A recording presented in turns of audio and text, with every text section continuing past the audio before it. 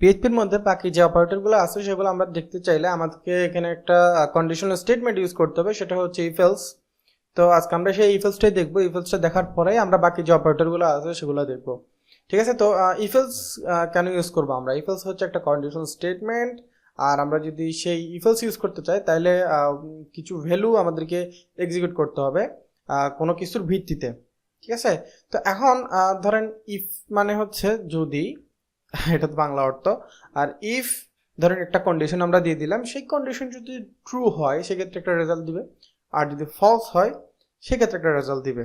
ঠিক আছে, তো এটা হচ্ছে মূলত ইফ এলস এর কাজ।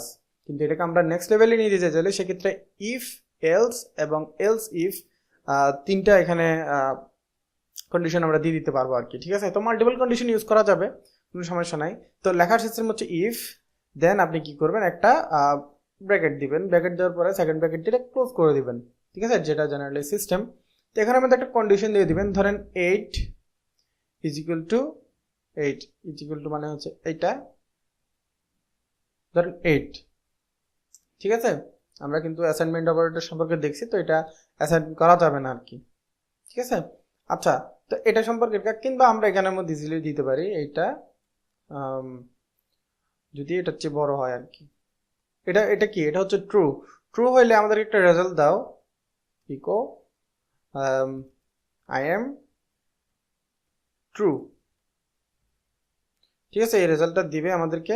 এখন আমরা যদি এখানে এসে রিফ্রেশ করি সেক্ষেত্রে দেবে আমাদেরকে যে ট্রু রেজাল্ট সেটা চলে আসছে।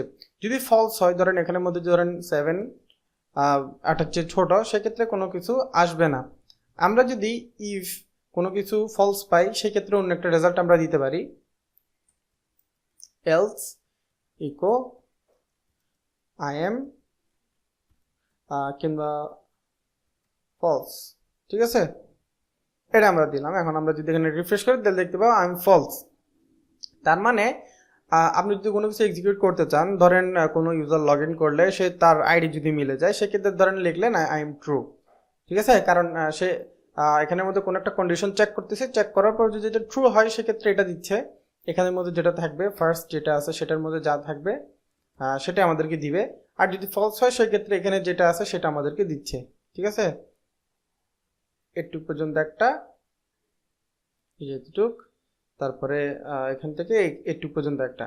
ঠিক আছে, এটা হচ্ছে কন্ডিশনের ভিত্তিতে এটা চলতেছে। আচ্ছা, এটা হচ্ছে ট্রু হইলে, এটা হচ্ছে ফলস হইলে আর কি, এটা ফলস হইলে। এখন আপনি চাইলে মাল্টিপল টাইম এটা চেক করতে পারবেন, যে কোনো কিছুর উপর ডিপেন্ড করে। এখন আমি যদি এখানের মধ্যে একটু দেই, এখানে এটা কমাই দেই আর কি। ঠিক আছে, এখন আমি চাইলে মাল্টিপল টাইম এটা চেক করতে পারবো। ধরেন আমি এখানের মধ্যে দিলাম হচ্ছে এলস ইফ।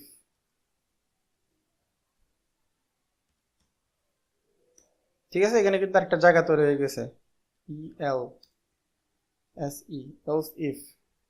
আচ্ছা, তো মাল্টিপল টাইম চেক করার জন্য মাল্টিপল টাইম কন্ডিশন দরকার আছে। ঠিক আছে, এখানের মধ্যে আমরা আরেকটা কন্ডিশন দিব, শুধুমাত্র এলস এর ক্ষেত্রে কোনো প্রকারের কন্ডিশনের দরকার নাই। কারণ হচ্ছে সব কিছু কন্ডিশন চেক করে যদি কিচ্ছু না পাই, সবগুলোই যদি ফলস হয়, সেক্ষেত্রে শুধুমাত্র এলসটা কাজ করবে। আদারওয়াইজ এর আগেই কোড রান করা থেমে যাবে। ঠিক আছে, কারণ ট্রু পাইলে তো হইলই, ট্রু পাইলে তো ট্রুই। আচ্ছা, এখন আমি লিখবো হচ্ছে, আমরা এটার সাথে ধরেন কম্পেয়ার করতেছি, বড় ছোট এগুলা। তো আই এম গ্রেটার দেন 8। তারপর এখানের মধ্যে ধরেন আমরা দিয়ে দিলাম হচ্ছে 9 গ্রেটার দেন 8। আচ্ছা, এবার আমাদের যে কন্ডিশনগুলো আছে সেগুলো আমরা একটু চেক করি ঠিক আছে কিনা। যেমন 7 গ্রেটার দেন 8, নো, এটা কিন্তু ঠিক নাই। সেক্ষেত্রে আমরা দিলাম 9, এটা তাহলে এখন ঠিক আছে। আর 9 এটাও ঠিক আছে, তো এটা আমি একটু ফলস করে দিই। 5 গ্রেটার দেন 8, এটা কাজ করতেছে না। আচ্ছা, তাহলে এখন আমাদেরকে এটা একটু চেঞ্জ করে দিতে হবে। এই যে এটা যদি ট্রু হয় সেক্ষেত্রে এটা শো করবে, আর এগুলো কোনো কিছুর দরকার নেই, এগুলো কোনো কিছু এক্সিকিউট করার দরকার নেই, এগুলো কোনো চেক করবে না। যতক্ষণ ট্রুটা না পাবে ততক্ষণ পর্যন্ত চেক করতে থাকবে, আর একেবারে কিছু না পাবে তখন তো এলসটা দিয়ে দিবে। তো এটা হচ্ছে ট্রু। এখন এখানে লেখা আসবে I am greater than 8, I am, এখানে আমি যদি লিখে দিই less than 8, I am greater than 8, তার মানে হচ্ছে ফার্স্টটা পাচ্ছে। আর আমরা যদি এখানের মধ্যে দিই একেবারে এক্স্যাক্টলি যেটা আছে সেটা বোঝার জন্য I am if statement, তারপরে I am else if statement R I am false, ঠিক আছে। আচ্ছা, এখন এখানের মধ্যে আমি যদি কন্ডিশন চেঞ্জ করে দিই, যেমন আগের কন্ডিশনটা নিয়ে যাই আর এখানের মধ্যে 5 দিয়ে দেই, এটা তার মানে এটা হচ্ছে ফলস, এটা হচ্ছে রাইট। তো আমাদের কোড জেনারেলি এখানে এসে থেমে যাওয়ার কথা, ঠিক আছে। ধরেন আমি এখানে যদি রিফ্রেশ করি, দেখেন I am else if statement, ঠিক আছে। তার মানে এটা ফলস, সেজন্য এটা আসে নাই।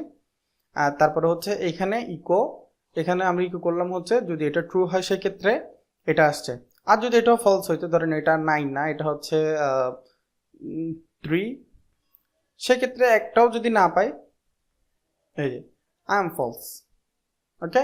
এখন এটা চাইলে আপনি মাল্টিপল টাইম ইউজ করতে পারবেন, মাল্টিপল টাইম কন্ডিশন চেক করার জন্য। যেমন সেম জিনিসটাই আপনি ইউজ করেন, এই যে অনেকবার দিলাম, এটা হচ্ছে ধরেন 5 কিংবা 7, এটা হচ্ছে 10।